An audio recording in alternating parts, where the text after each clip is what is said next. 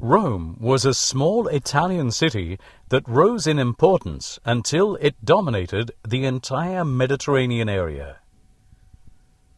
The city was first ruled as a monarchy, then as a republic, and finally converted into an empire.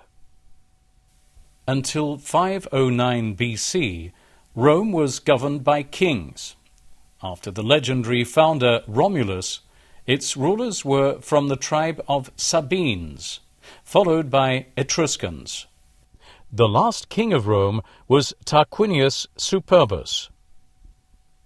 Under the Republic, the city was governed by a senate, controlled by the patricians and 2 consuls, who were elected for 1 year. Rome gradually extended its territory by conquering its neighbors, the Etruscans, the Latins, and the Samnites. It then occupied the southern regions of the peninsula, where the Greeks had founded a large number of colonies. During the Punic Wars, Rome fought against Carthage and gradually gained control over its territories in the western Mediterranean. The city of Carthage was captured and totally destroyed in 146 BC. In the west, Rome invaded southern Gaul and took over a large area of today's Spain. To the east, it invaded Macedonia and Greece, and occupied the kingdom of Pergamum.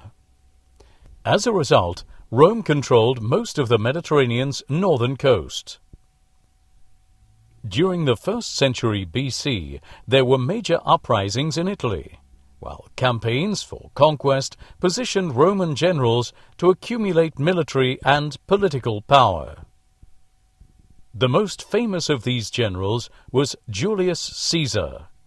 Following his victory over the Gauls, he was designated dictator for life, before being assassinated in 44 BC. His adopted son, Octavian, founded the Roman Empire and took the name of Augustus. His long reign brought a prolonged peace within Rome's frontiers.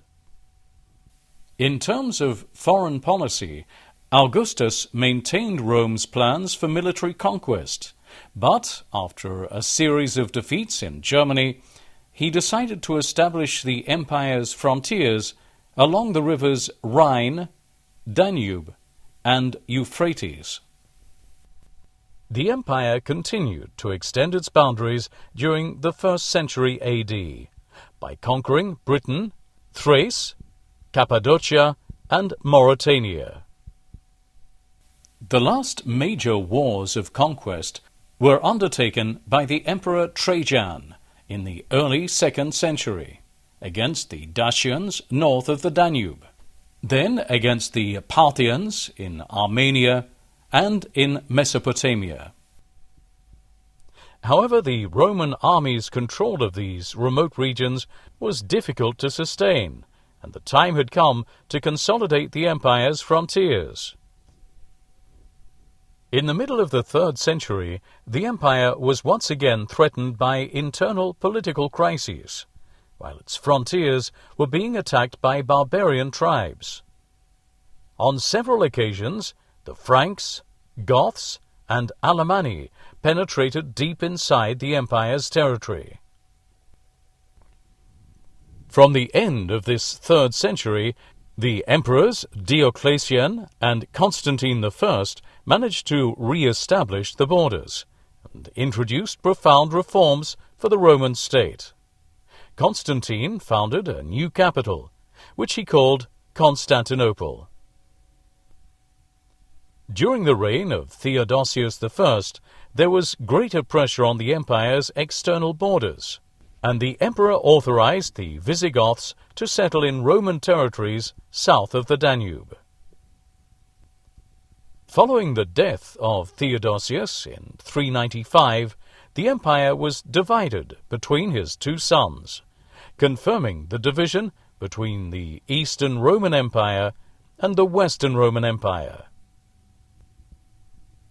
Early in the 5th century, the military situation in the Western Roman Empire was worsening. In 406, several Germanic tribes, the Vandals, Suebi, and Alans, crossed the Rhine, ravaged Gaul, and then invaded Spain. In 410, the Visigoths invaded Italy and sacked Rome. 2 years later, they settled in Aquitaine and Spain. In 429, the Vandals travelled to North Africa, and then, 10 years later, took Carthage. The last emperor, Romulus Augustulus, was deposed by Odoacer, chief of the Goths, in 476, the event that marked the end of the Western Roman Empire. The Eastern Roman Empire remained in place until 1453. It was known as the Byzantine Empire, after the original name of its capital, Byzantium.